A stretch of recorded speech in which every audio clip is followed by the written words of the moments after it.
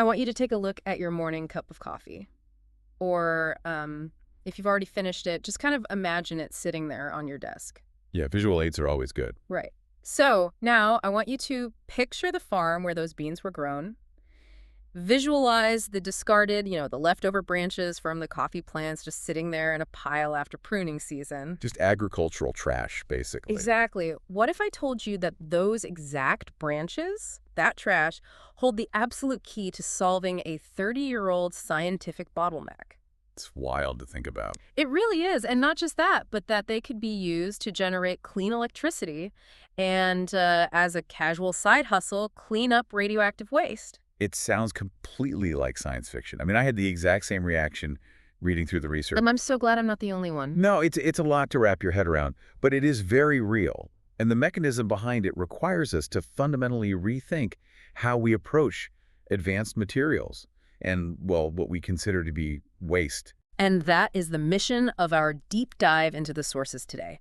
We are looking at a truly fascinating 2026 doctoral thesis by Martin Gutiérrez Guerrero. Right, from the Nova Amazonia Research Group. Yes. Our goal for you listening today is to uncover how this breakthrough, which they call 3D biogenic graphene, or 3D BioG for short, is completely flipping the script on nanotechnology. It's a profound shift in engineering. We are essentially looking at how nature's ancient plumbing system, perfected over millions of years, is dramatically outperforming our most advanced, expensive synthetic laboratories. We're going to explore all of it today. We're diving into quantum physics, toxic waste cleanup, and even rural economics. It covers a lot of ground. It really does. But don't worry, we're going to break down all these complex concepts without the dense jargon. You're going to get all the aha moments without feeling overwhelmed by the information. So let's jump right in. Sounds good. Where do we start? Well, to really appreciate what Gutiérrez Guerrero has achieved with these discarded coffee branches, we have to look back at why something called microbial fuel cells, or MFCs,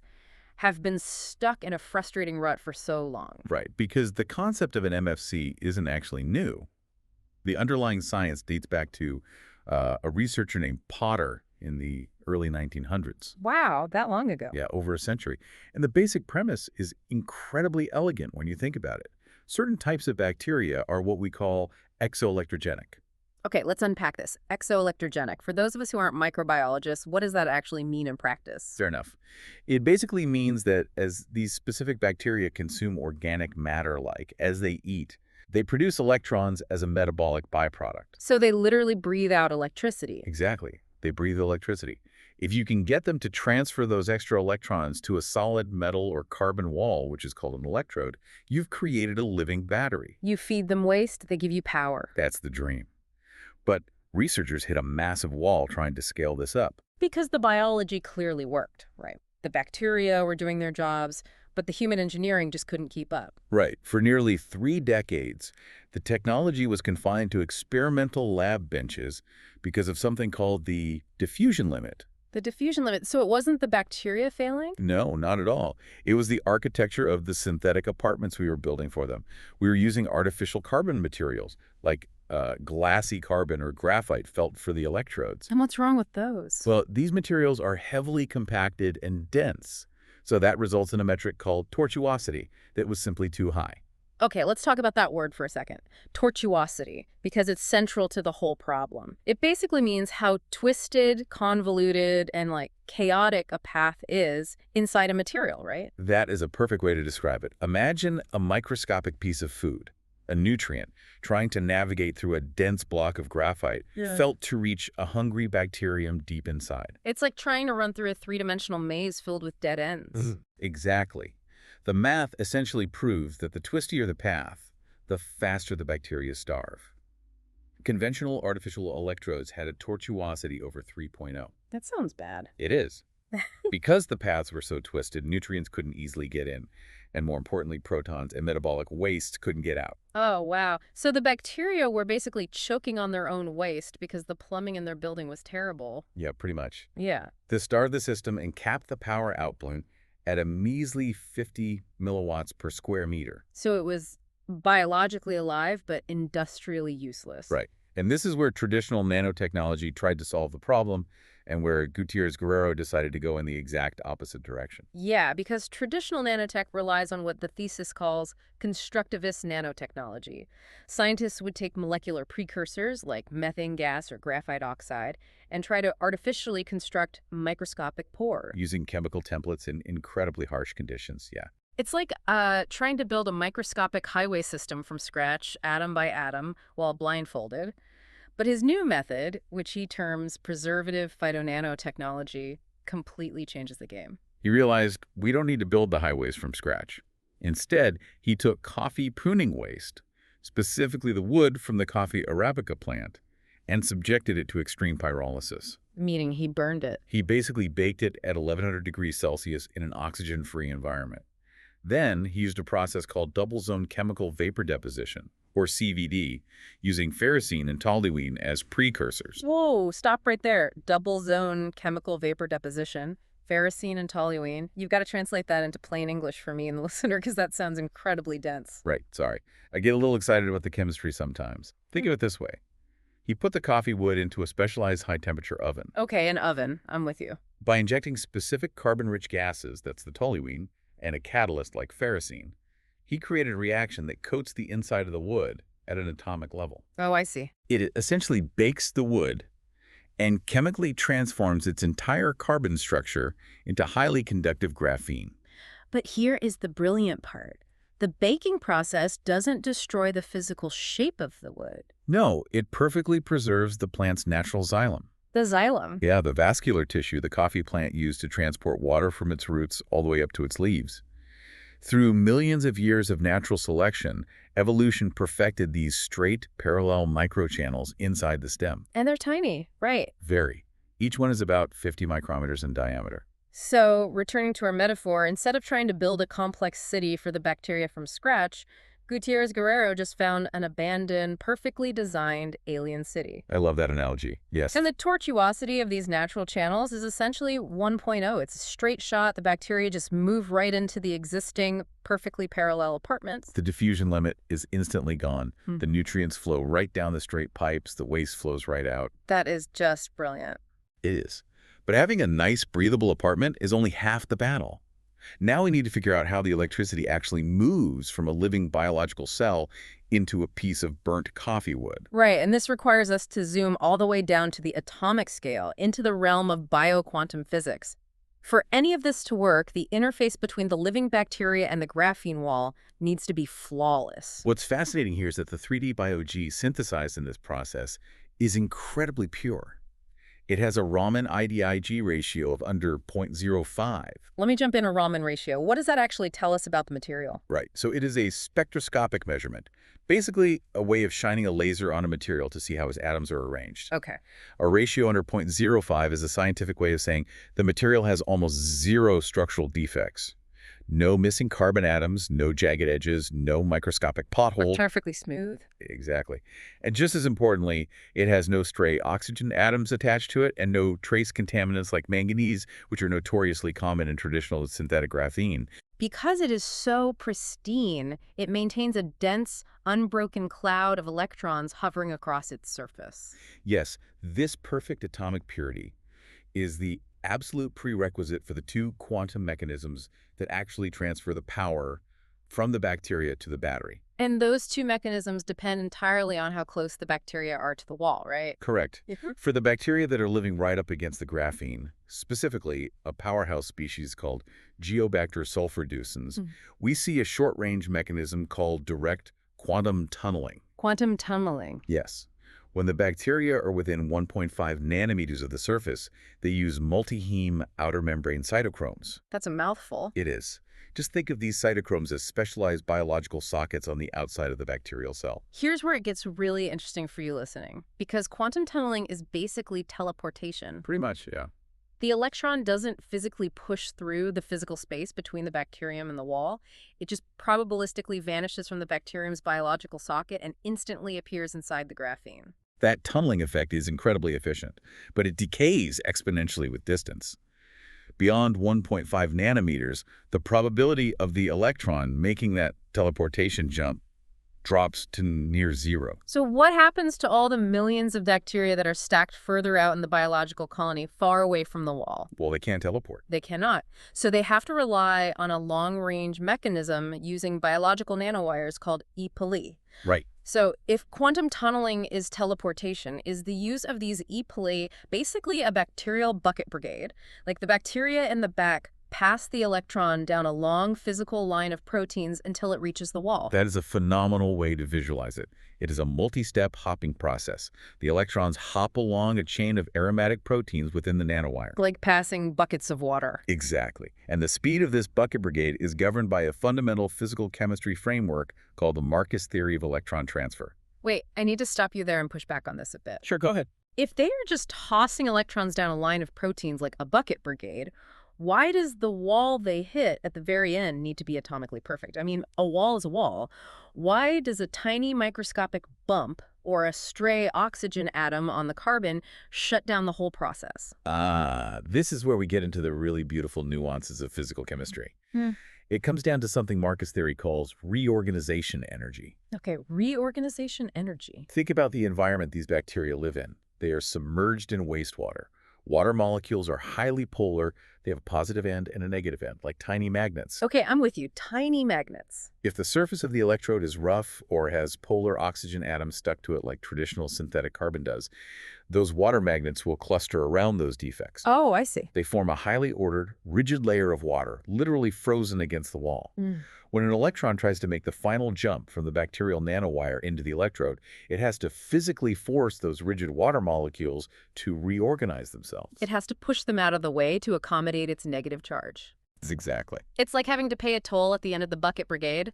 The electron has to waste energy shoving water molecules aside, which slows everything down. That energy wasted is the reorganization energy. But because the 3D Bio-G made from the coffee plant is atomically smooth and pure, it's what we call in a polar surface, it prevents water molecules from creating that chaotic, rigid layer in the first place. So the toll booth is removed. The toll booth is completely removed. The reorganization energy plummets. So the electrical resistance just drops off a cliff. A staggering drop. In a typical microbial fuel cell with conventional carbon electrodes, the electrical resistance blocking the bacteria is around 2,000 ohms. 2,000 ohms. Yeah. But in the 3D Bio-G system, that resistance drops to an astonishing 2 to 15 ohms per square centimeter. From 2,000 ohms down to as low as 2 ohms. That is an insane leap in efficiency. It's game-changing. And because the resistance is virtually gone, the power output spikes by a factor of 40, reaching up to 8,000 milliamps per square meter. The bacteria are finally able to dump their electrons as fast as their little metabolisms will allow. Which brings up a fascinating secondary effect. Right. If the bacteria are now producing 40 times more electricity, what happens to all the excess metabolic energy they are generating? Well, they become the ultimate multitaskers. How so? Because the 3D Bio-G interface has such incredibly low electrical resistance, the bacteria are no longer struggling to find a place to put their electrons. The current flows so easily into the graphene that they don't even need to dump all of their electrons into the electrode. So they build up a massive surplus of metabolic energy. Yes, and instead of just wasting that surplus, they use it to actively alter the chemical state of severe, highly toxic inorganic pollutants in the wastewater. This is bioremediation. Exactly, and they do this simultaneously while generating electricity, not sequentially. If we connect this to the bigger picture, this completely transforms how we view wastewater treatment. It really does. Normally, treating heavy metals requires massive amounts of external energy, expensive filters, and harsh chemicals. But here, the bacteria use their extra electrons to change the fundamental oxidation state of the toxins in the water around them. Let's make sure we explain the how here. Why does changing the oxidation state matter? How does giving a dissolved toxin a spare electron make the water clean? It all comes back to how molecules interact with water. When a heavy metal is dissolved in water, it's usually because it has a specific electrical charge that allows it to bond with water molecules. Okay. Take hexavalent chromium, or CRAS. It is a highly mobile, incredibly dangerous carcinogen, often dumped into rivers by industrial tanneries. Really nasty stuff. Very. Because of its charge, it stays dissolved and spreads rapidly. So it's invisible and travels easily in the water supply. Yes. But when the bacteria pump their excess electrons into the chromium, they forcefully reduce it to trivalent chromium, Chrome 3. So by jamming an extra electron into its structure, they completely shift its electrical charge. Exactly. Suddenly, the water molecules can't bind to it anymore. It loses its ability to remain dissolved. It becomes insoluble. It essentially turns into a microscopic rock and just falls out of the water. Exactly that. It precipitates as a solid, inert sludge at the very bottom of the tank. That's incredible. It is. And the bacteria do the exact same thing to arsenic, taking it from the highly toxic dissolved state commonly found in mining runoff and forcing it to turn into a solid precipitate. And the thesis details how they even do it to radioactive materials. Yes, that part blew my mind. They can take soluble radioactive uranium in the water and reduce it into a solid inert mineral called uraninite. The end result is that these incredibly dangerous heavy metals drop to the bottom of the reactor in a very small, manageable volume of solid sludge. And the water? The water floating on top is stripped of its toxic load and can be safely returned to local rivers, streams, or used for irrigation. Think about this for a second. We have essentially invented a power plant that, instead of emitting toxic smog, actually sucks existing smog out of the air to use as fuel while it runs. That's a great way to put it. It cleans the environment as a direct byproduct of generating electricity. Which makes me wonder, hearing all this, looking at my coffee cup right now, I have to ask why my local utility company hasn't bought up every coffee farm on Earth. What's the catch here? Is it just too expensive to actually build? That transition moved the conversation directly from the laboratory into the cold, hard reality of economics. Right, because nothing is free. Exactly. The problem with traditional synthetic graphene isn't just that it performs poorly in these fuel cells because of its tortuosity. It's that it is prohibitively expensive to manufacture at scale. Because to make synthetic graphene, you usually need hermetic labs, incredibly pure graphite or noble metals, and highly toxic chemicals like sulfuric acid and potassium permanganate. Yes, the thesis refers to this standard process as Hummer's method. Because of that intense chemical processing and the massive cost of safely neutralizing the toxic acidic byproducts it creates, a single square meter of functional synthetic graphene can cost anywhere between $500 and $2,000 US. Which is astronomical. $2,000 for a square meter. No farmer or rural community is going to line a massive wastewater pond with material that expensive. But 3D BioG changes the math completely. How much cheaper is it? It slashes the capital expenditure by approximately 97%. The cost of manufacturing 3D BioG drops to between $5 and $15 per square meter. And that massive price drop happens because the raw material is literally an agricultural nuisance. The coffee pruning waste is local. Right, you don't need a global supply chain of highly refined graphite. And the pyrolysis and CVD baking process we discussed earlier doesn't require massive vats of boiling sulfuric acid, so you don't need multi-million-dollar facilities to handle hazardous chemical waste. To truly ground this, Gutiérrez Guerrero provides a quantitative model in his thesis. Let's look at a case study of a medium to large Latin American coffee farm. Okay, walk me through it. These farms often have massive lagoons of highly acidic, organically loaded wastewater from processing the coffee cherries. They call them aguas miles, or honey waters. They sound sweet, but if those aguas miles spill into a river, the intense organic load completely destroys the local ecosystem. It feeds algae blooms that deplete all the oxygen, suffocating the fish. It's a massive environmental hazard. Let's say this farm has a lagoon with a volume of 2,500 cubic meters.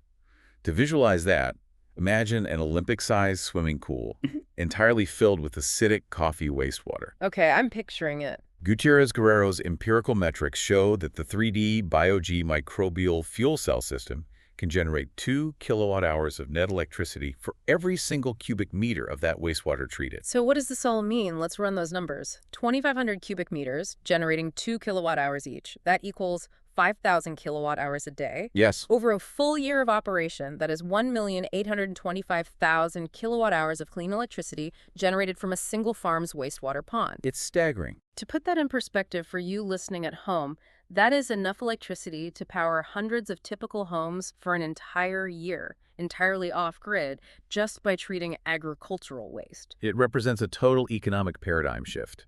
In the coffee industry, and really in any agro-industry, a toxic wastewater lagoon is a massive financial and environmental liability. It's what accountants call a pasivo, a burden that constantly costs money to manage and poses constant regulatory risk. But this technology flips the balance sheet entirely.